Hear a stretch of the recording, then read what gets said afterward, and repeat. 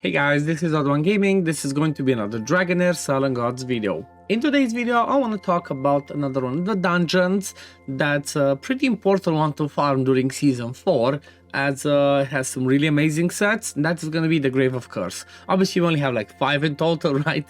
Heretical Ruins, Ancient Battlefield, they give us the runes. We have Grave of Venom, Grave of Curse, and Grave of Rot, which are kind of like the 3 ones that we have so far, at least in the game, where you can farm your gear. Well, the number one priority is always going to be the Grave of Venom, right? As I mentioned, from my point of view, when it comes to gear farming. Then I guess second priority is going to be getting the runes, right? Heretical Ancient. And then it's going to be the Grave of Curse. It has some really powerful sets this season that you pretty much want to have at least 2 out of these 3 in almost every single team that you have, right? First one that you're going to want to have is going to be the Ancestral Protection, right? A perfect set that you will have on your tank or your healer to keep everybody else alive. Then the other one that you want to boost your damage is going to be the Cyril's Whisper on your debuffer, right? Every time they do a debuff, gives you an increased attack. Also, this set could be helpful, I guess, for the tank, and specifically for talking about the Temporal Vortex. This is pretty much the set that you will want to have on the person that takes a single target hit that, you know, does damage based off of max HP and all that, and that damage gets higher and higher, so mitigating some of that, this one's going to be powerful for. But obviously it also has the mythic pieces. This one's really good for healer shielders. A chance to give 50% more is just massive. Now, when it comes to the boss himself, it's a little bit tricky. It's a little bit different this season compared to the previous ones, as you don't need the mechanic of removing shields for him anymore. However, you do need some other things. So let's go through the kit and let me, show you a quick guide. Basically, that's what I'm doing. Quick guide on this video, and then show you my team and then suggestions to use for this team. So start with the first one. Dispels all debuffs and gains attack up, damage up, and accuracy bonus for 18 seconds, which is basically the whole rotation, right? So this is the part where it becomes really tricky, is the fact that it dispels all debuffs first. I don't remember if it used to do this in Season 3, but this is what makes it difficult to try and have the perfect tuning or land the stuff at the right time. However, there can be influence, so you definitely want to have somebody that removes these debuffs. So just bringing a block or a buff prohibition isn't enough anymore, because he's just gonna straight up cleanse and then put all of these buffs on himself. So you need somebody who removes buffs. That's where it becomes tricky. Then the next one deals necrotic damage to an enemy and steals 2 buffs from them. So again, another one, if you have buffs in your team, he's gonna steal buffs. You definitely wanna try and get yourself covered for this. And then the ultimate deals necrotic damage to all enemies. If they possess less than 2 buffs, there's a 100% chance to inflict stun on them for 5 seconds, which is gonna hurt. And Xenos gains 20% recharge progress each time he successfully inflicts stun on the enemy. So this is gonna hurt, because he's pretty much gonna push his ultimate energy, and that's gonna change the way you do your team. It's gonna be harder to speed tune, so you definitely wanna have a really balanced team. Also, on the passive, each buff, this is something that's really important, and it's gonna help towards me explaining to you what you should bring. Each buff possessed increases the recharge speed by 10%. Each debuff inflicted reduces the recharge speed by 10%. So this means that you 100% want to try and bring in this team. First of all, somebody removes buffs, right?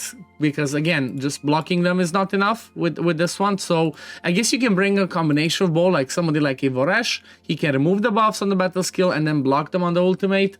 But you might want to have a couple of people like that, right?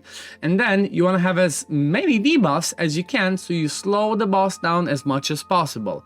Because honestly, the way that I looked, having a perfectly speed-tuned team in here, because of the buffs and the debuffs and the recharge speed, it's pretty hard, right? It's pretty hard to have a perfect tuned team where you say, okay, this one does it at this skill does it at 15, then every 20 seconds. It's a bit more difficult unless you have very few buffs and debuffs to deal with. So when we're talking about the team that I'm using, this is gonna be it. I think this is the one I used recently.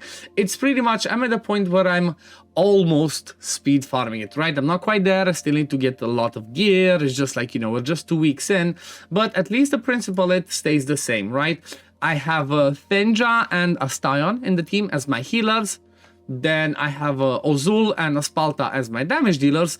And then the person that helps me deal with the buffs that the boss puts up, and also helps me bring those the debuffs that I need, is going to be Victor. Like, I love Victor. Again, I emphasize this. I made several videos, actually 2 videos. One video spotlighting him and a short saying that, from my point of view, Victor is the MVP for Season 4, especially when we're talking about dungeons, right? He's so good. The fact that he removes buffs, removes debuffs, he's just perfect for this team. So if you have somebody like a Victor, 100% bring him in the team. You can see 47 seconds or 40 was my best. This is pretty much the way that I do it.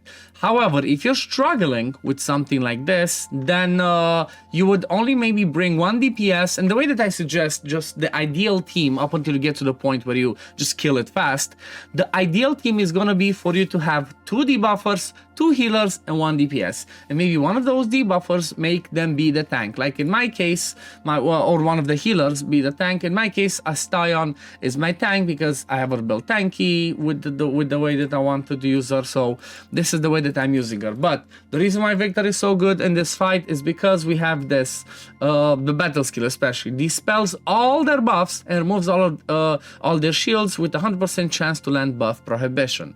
So if he does that after the boss does the first skill where he buffs up, he's gonna block the buff steal, right? So the buff steal, the second hit, this one over here that the boss does, can be blocked by buff prohibition. And then on the ultimate as well, he removes 2 buffs and transforms them into random debuffs. Again, really powerful. So he's one of those amazing candidates. Another one that you can use in the team instead of him or with him could be Voresh, okay? Voresh removes 3 buffs on the, or has a chance to remove 3 buffs on the battle skill, and then also lands buff prohibition on the ultimate. Plus he brings healing, so he would be somewhere like in between, right? He could be your healer debuffer as well. Then another good one that I've actually seen is she Necrotic. There was a new rare that was added that's pretty fun, right? I love that rare. I think she's Necrosis. That seems amazing. Yep, Elendra, right? Elendra is a really cool one because what Elendra does is this ultimate moves to the enemy, strikes them 3 times, dispels 2 buffs from them with 100% chance of landing buff prohibition, right? So she's another one that can be really useful if you don't have Victor, right? Maybe you go with Elendra and the Voresh in this team, and that's really good. There's obviously the lightning one where we have what's her name, Irina, right? She did that. Dispel is not 2, dispels 1 buff. Then on the battle skill, she also can put healing, shields, stuff like that.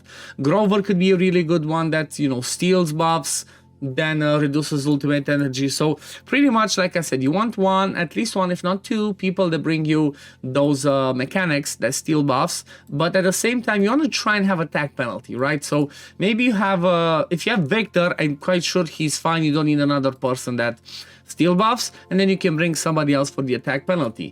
When it comes to the healers, pretty straightforward. You can use whoever you have as your best healers, right? You could even use somebody like Ardreth plus Garius, for example.